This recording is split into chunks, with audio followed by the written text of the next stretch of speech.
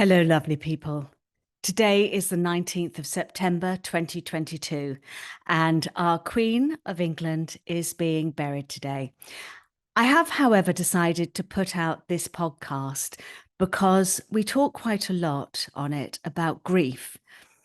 And this might be a time that brings up grief for you. I don't know what your views are on the Queen, the monarch, and it's none of my business. But I do know that very often when somebody dies or there is mass grief going on, it brings up emotions in your body and takes you back to grief that you've held and you've had in your body. And so I think it's really important to share this podcast today. I hope that all of you have a peaceful day and that you can deal with any grief coming up in your body and that we can move forward and life will get better. So enjoy this wonderful podcast with my dad, Stan. Thank you.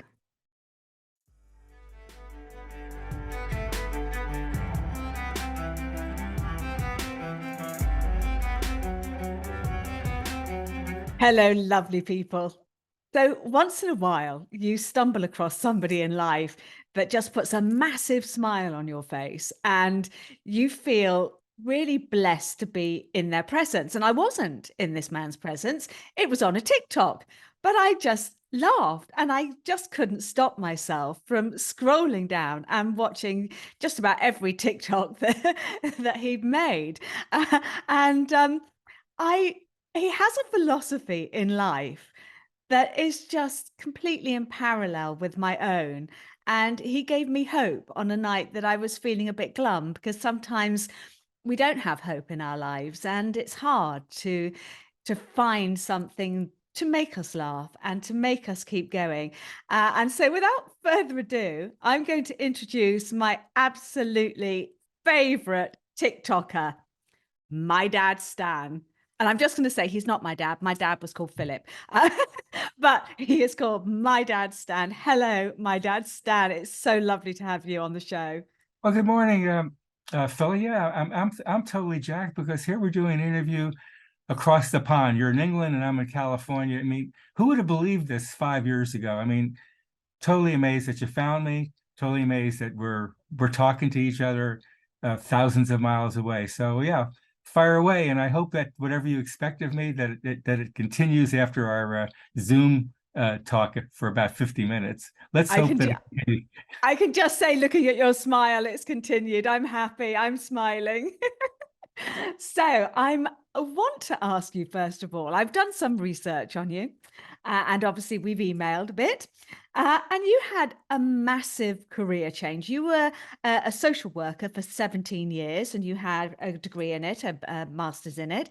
And then after 17 years, you chose a very different path in life. And here you are in the year 2022 at 81 years old as a star of TikTok. So, and again, another kind of very strange career choice at your age. So I'm going to ask you, how did that happen?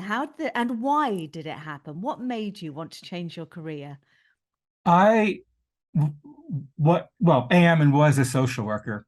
It just didn't meet my needs. I mean, you know, social workers and therapists, you have an aura around you, and you could tell, well, that person's got to be. It just wasn't me. Uh, who knows? Maybe my personality. Maybe I'm a little bit selfish at times. It just didn't fit for me. So back in the '80s, there was a lot of cutbacks in social work in the county that I worked out in California, where I was working out in California. This woman comes in with 5 books. What Color is Your Parachute by Nelson Bowles? And it was like, how do you make a career change? And I think deep down, the county was hoping that social workers would leave social work and find something else. So I sopped up the book, and that book was a total revelation to me, and I could give you the whole summary of it. The author was saying that each of us need to search everything about our background. What did we really enjoy doing? What were we successful in life doing? And pattern a new career over what you like to do and not what people want you to do. So that was a revelation to me. I kind of looked at, I always liked being around entertainers, stardom. I worked at certain places where there was, let's say, uh, comedians and magicians, summers at a particular resort that I worked at. So that was a revelation. What do I want? What do I like? The second thing Nelson Bowles did was, now get this one, and then I'll wait for your question. When you look at a book, any book, lines go what? Left to right, up and down, right? You mean any book, the lines Yep. are across and blah, blah, blah. What Bowles did was he broke that rule. He would write a sentence in a circle. He would Oh, wow. put one word on a page. He would write something upside down. We had to turn the whole book over. And I'm thinking, Oh, OMG. wow. Yeah, he broke all the rules. And I'm thinking, we need to break the rules. He did it, the only guy that did it. So, two things made my career change. God love Nelson, and his book may be in print. No, What Color Is Your Parachute? I happened to read the book back in the 80s. Yeah, so that was why I switched to being an entertainment agent. And that's what I'm doing now since 1987. I arrange entertainment. I love it. I have fun at it. I have no reason, I have every reason to continue doing it. Absolutely fabulous. I mean, that is just wonderful. If the book is in print, we will definitely put it in the show notes.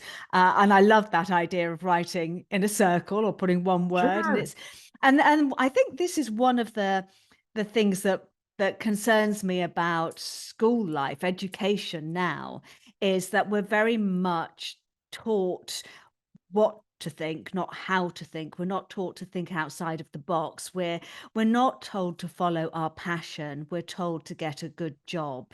Any thoughts for us, my dad Stan, on the educational system? I've been out of the educational system for quite a while, obviously, but I kind of think that we need to know what our strengths are. We need to, there's an expression, we all deal with the cards that God dealt us. You know what I mean? Does that make any sense to you? Yes, I'm yes. dealt a hand, and I've the hand that I was dealt with didn't mean that I was an athlete, not. Didn't mean that I had a musical bent, not, but had other skills. So I think education, your education, my education should deal with what can I do good and make it work. And Yeah. and to me is the whole thing, the hand that God dealt you, right?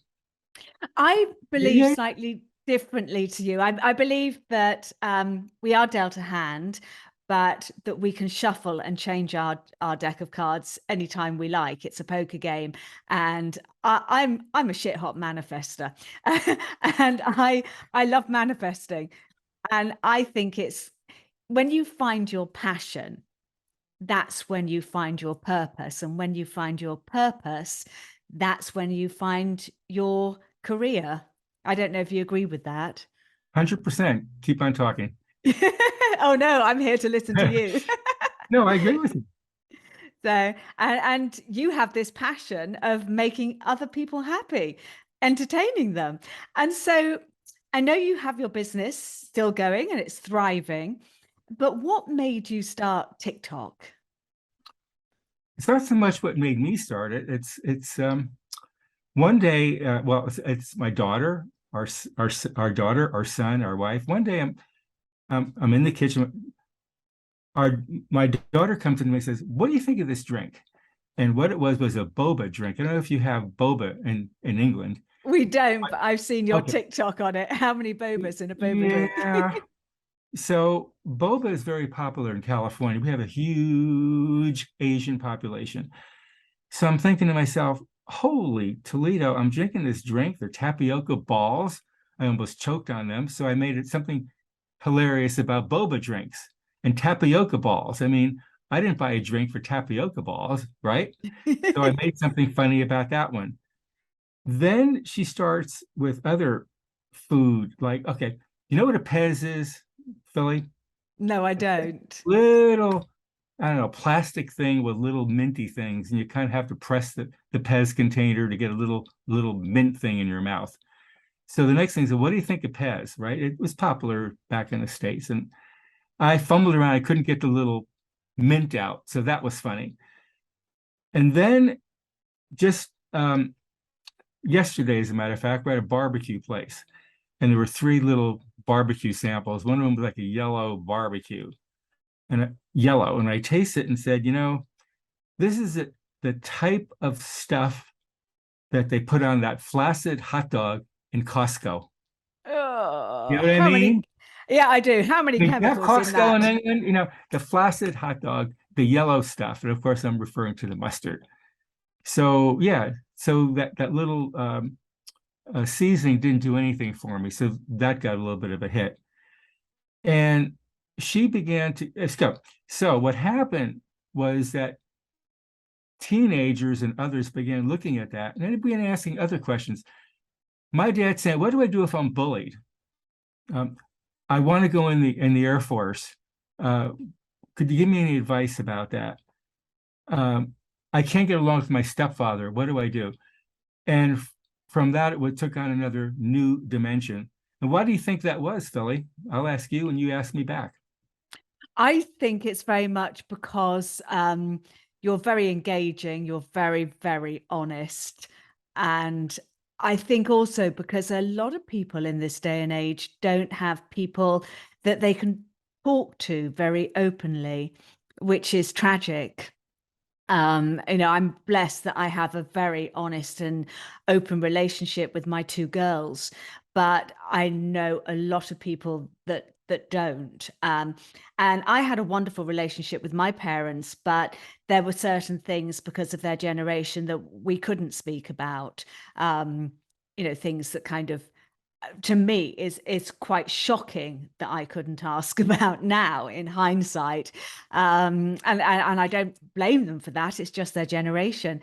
But I think that's why everybody was coming to you for advice because you were just honest and open and kind with your advice.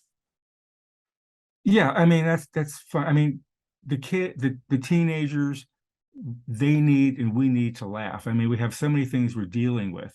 I won't go into a shopping list with you because that'll be our whole Zoom together. So, like our daughter and son said, and my wife said, when you come up with an answer, make it that they don't expect it. Make it funny, not expect it. And then I felt like these, like you just said, I mean, a lot of people need to hear something from a father figure, a grandfather figure. They don't have it. So I was Mm. at least giving him, my impressions, right or wrong, um, about how I saw bullying and joining the army in the United States, dealing with a caregiver or stepfather that you're not getting along with. So I gave at least my take on it. I try to be honest about it.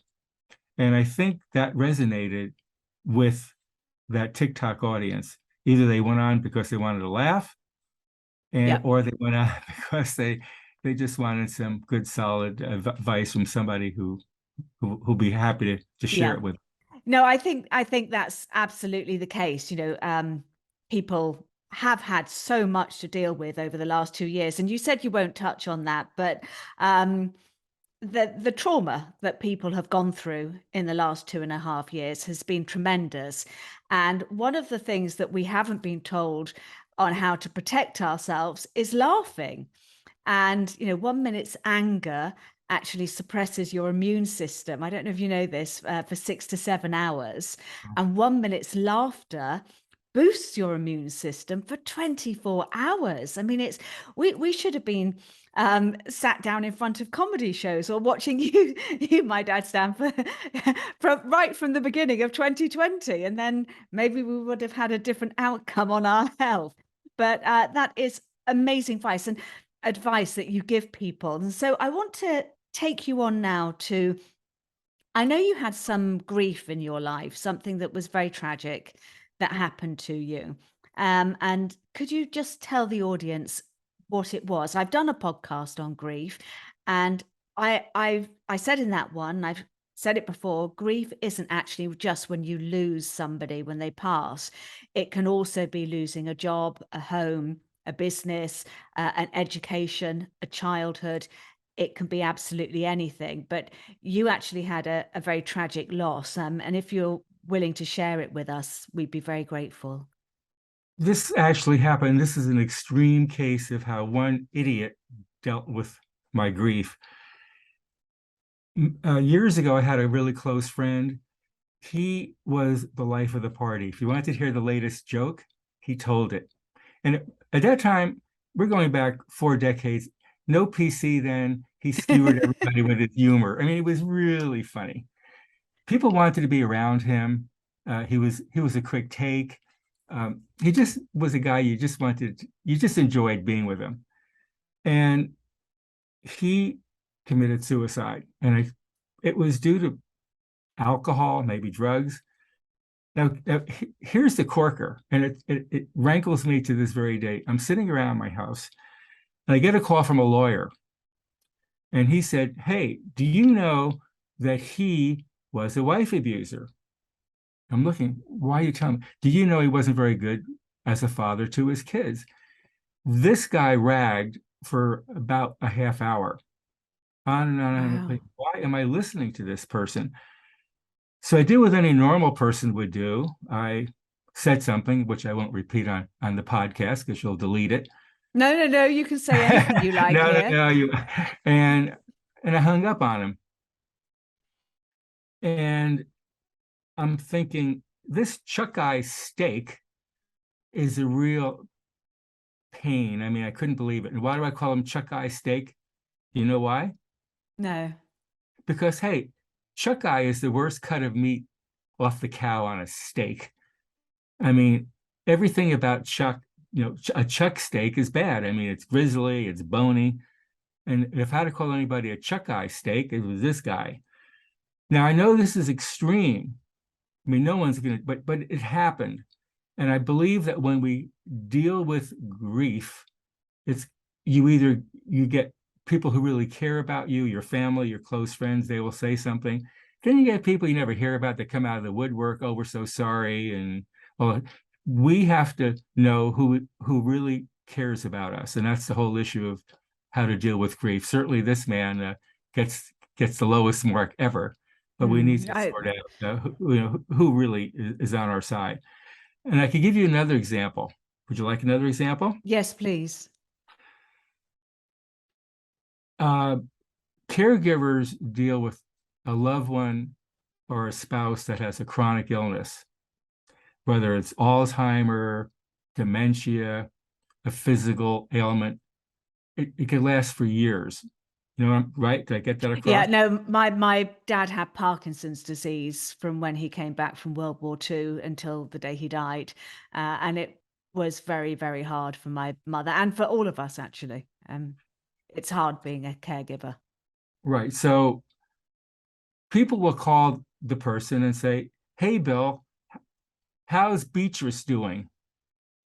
And I'm thinking, "Oh my gosh, you know what Bill could really say? He could say, 'Look, Charlie, hey, Mother Teresa just flew into my home, waved her magic wand, and my wife is now running the 3 miles in under a minute.'"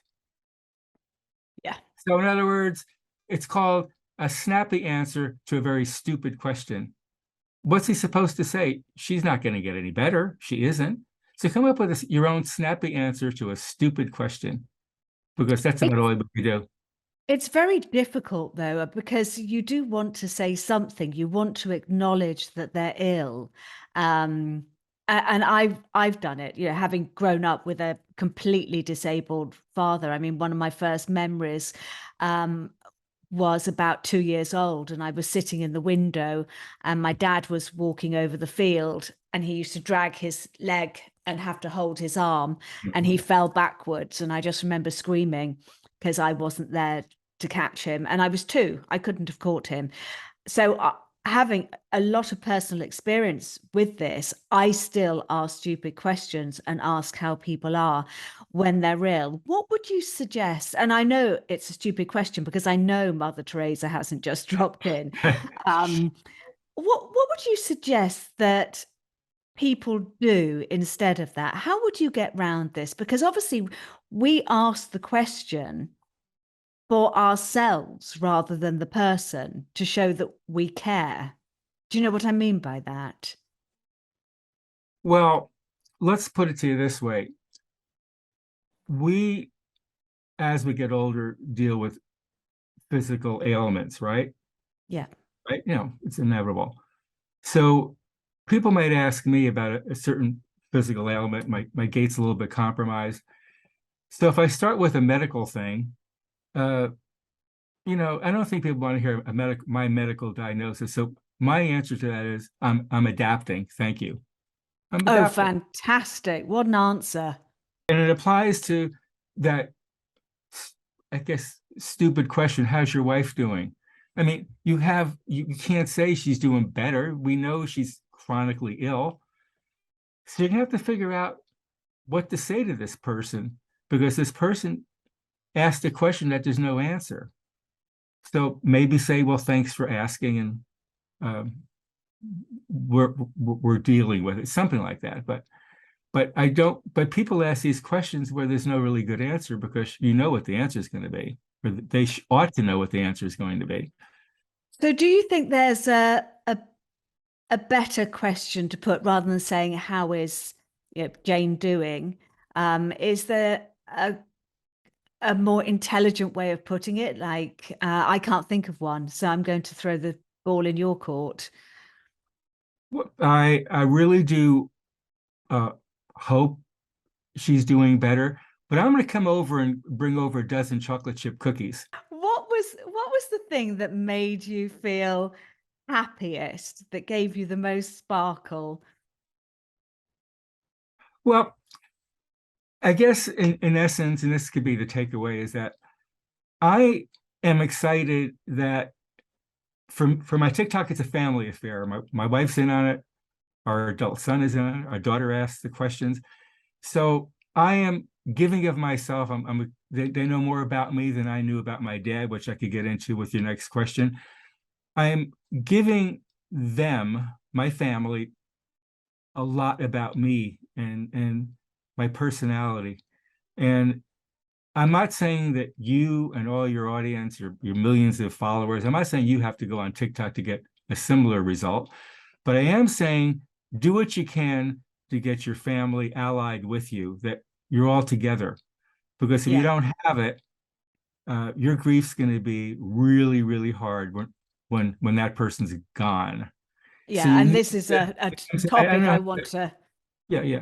So and is this is a that topic I want to cover in depth actually, because um yes, we have tremendous grief when people go and we know nothing about them. perfect? So Yeah, you got it. so it was your daughter that suggested starting the TikTok, wasn't it? And was your initial thought to do it so that you could give her this information, or had you put things in place to give her this information already? Well, And it your was son. crazy stuff. I mean, I once linked uh, kimchi with 9/11, and my whole mouth was on fire. 9/11, I guess you know Yeah. that. So that got all sorts of hits. I mean, eating kimchi, maybe all the red pepper was on the cabbage, but I made something about kimchi, and everybody was cracking up. So it was. She kept on, like I said to my daughter Debbie, I'm not a food taster. I can't just come up with fun stuff every time you hand me that taco chip with all sorts of spices on it. Uh, I can't tell you what I really think about the Taiwanese dessert, which I wonder about. Taiwan has some type of a dessert that she made me sample in Hawaii. So, but nevertheless, I mean, I was coming up with what I really thought about these, all the food that I was tasting. I said, Debbie, just make sure you have a stomach pump next to me because you have all the appetite. So so my satisfaction was eventually weaving that in with some of my philosophies about how to deal with life crises or situations, which I told you earlier, more of the serious stuff that kids began asking. That in itself was a boon to me. Another boon, and I may be breaking that rule. She said, "Be concise, stop rambling, come up with your answer within like 18 seconds."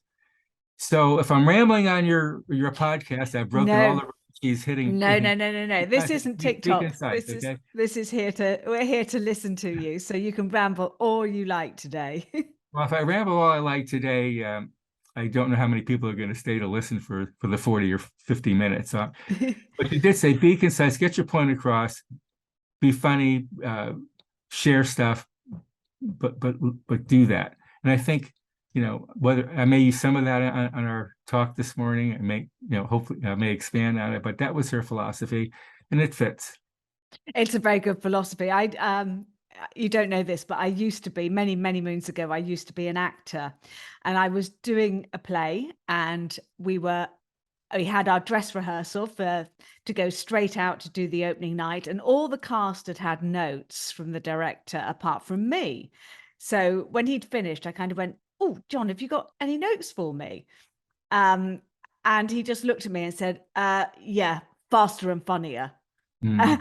Which is like when you're just about to go out on stage for an opening night, you're going faster and funnier. Okay, so I just went out there and did it at the rate of knots and did the most terrible performance.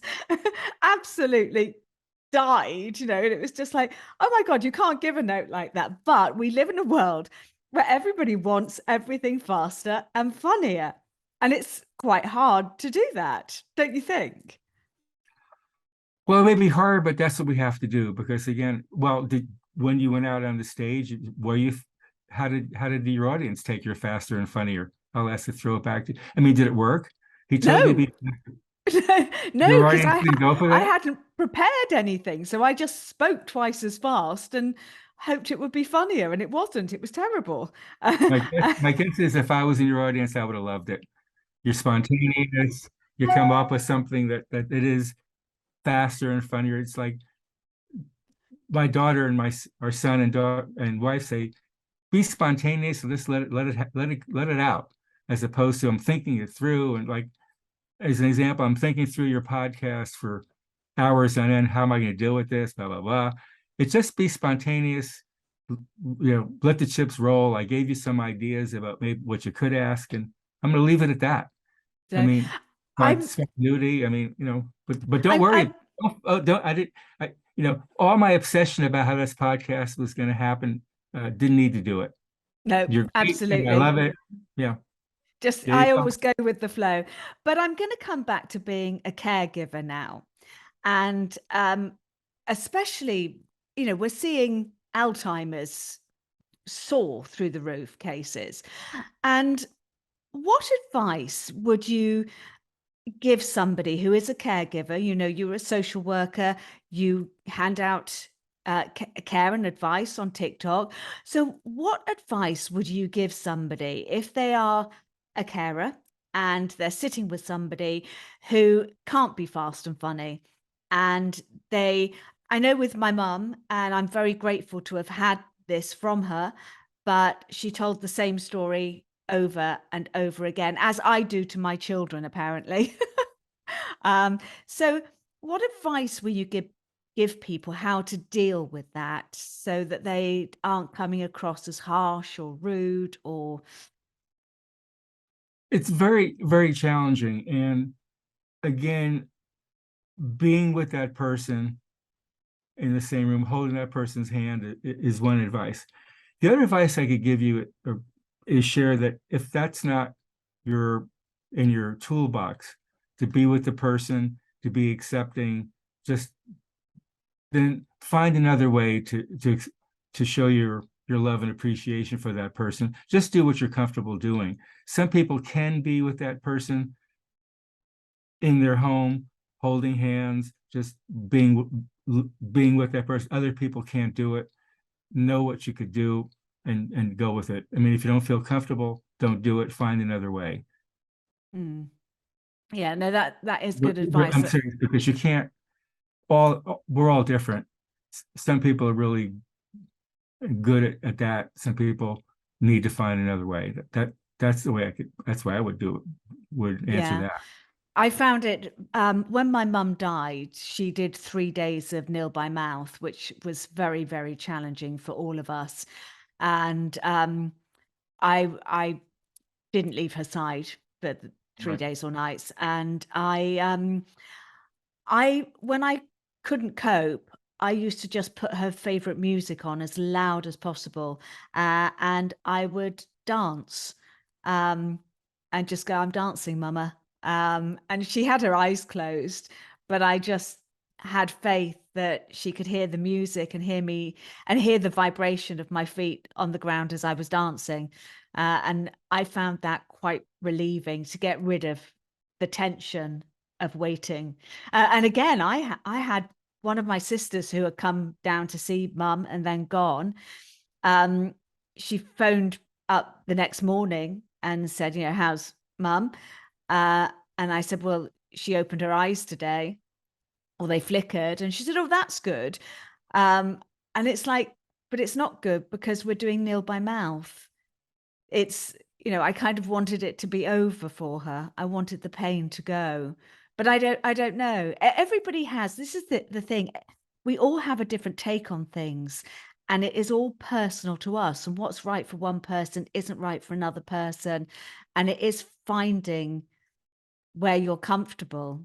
And I think a lot of people ask you questions because they can ask you questions because it takes away that personal part of maybe asking a parent, should I go into the army? Because you you want to kind of make your own decision, but you don't know how to make your own decision. And I think that's what's so lovely about what you do. But You're but let's I'm going to bring you back to the question. So if somebody hasn't got the courage to start a TikTok or open a podcast, what would you say is the best way for them to pass information down to their children and their grandchildren? They I, can't talk about it. If they're a closed book, is there anything that you can think of that people should do just to know that when they pass, their story's going to be known? well, our daughter and son interviewed my mother-in-law and got a good history of her. They actually did a video, and she told about her early life in Germany. She told about being Jewish and um, being, and how her family escaped Germany exactly the right time, right before it was too late already. Some of her family knew enough to get out of there, and they went to Texas. My mother-in-law, uh, was a German speaker. So she was stationed in a camp in Texas where she actually interviewed German POWs and got some information that would have been valuable to the United States. She was actually knew the language, knew how to interview. Wow. So what I'm getting at is that our daughter Debbie and son, I said, Debbie, do a video of my mother-in-law, get her history so we'll have it. So Brilliant. yeah, and as you probably know, all over TikTok. So I don't know whether she needs to do a video. I mean, maybe she will, but but I don't think our daughter has done a video on my wife. She's next, but I think these videos would be all that we could really do and get that I get think that. that's great advice, absolute great advice. So for anybody watching or listening this, if you have an old relative, just go and get your phone, And, and just even if they don't want to be filmed, just turn it on and voice record them and ask them. Just say, "Hi, mum. Can you tell me a bit about your mum?" And just yeah, do it in little small yeah, yeah. bite chunks, and just get information. I think that's really, really good. But I wish to God I had done that with my mother. I have virtually no footage of her, and I Yeah. can't believe that. Just I took loads of photos when I got a phone, but I didn't video her, which is Yeah, really and we could do strange. that so easy with all the technology we have today, Mm, but you have yeah, it, and the videos are so important.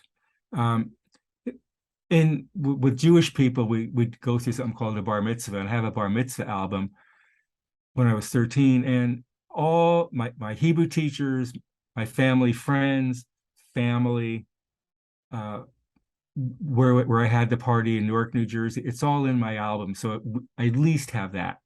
Brilliant. So, Absolutely.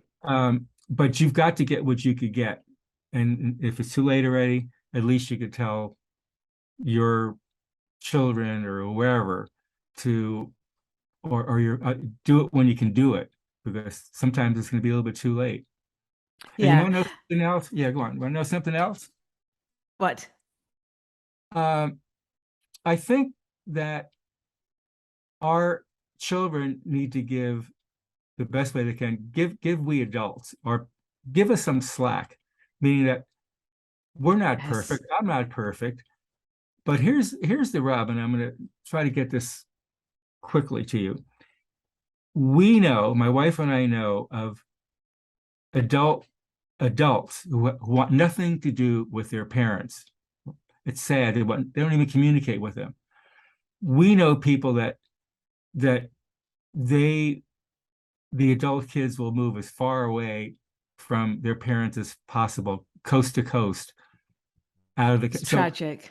that is, I mean, what I could also say is if that's your handle and that's what you do, when that person is no longer with us, that's where grief is going to be that much harder. You know, Mm. if if you can, just give us a little bit of slack. Um, I'm a product of the way I was raised by my mom and dad. They're a product of the way they were raised. So, give us a little bit of rope to, Yes. understand a little bit.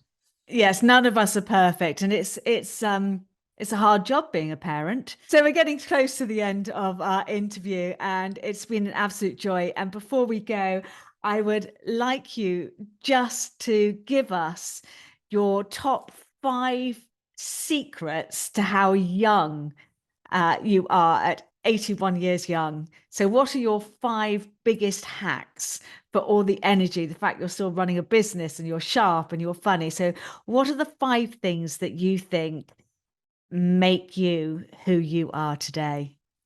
Well, I don't know if I could give you five, but I'll start with uh, have good habits, meaning that I go to bed at a certain time, 10 o'clock or earlier. I wake up at a certain time. I mean, I told you, do this podcast, California time, 6:30 a.m. because I'm up then.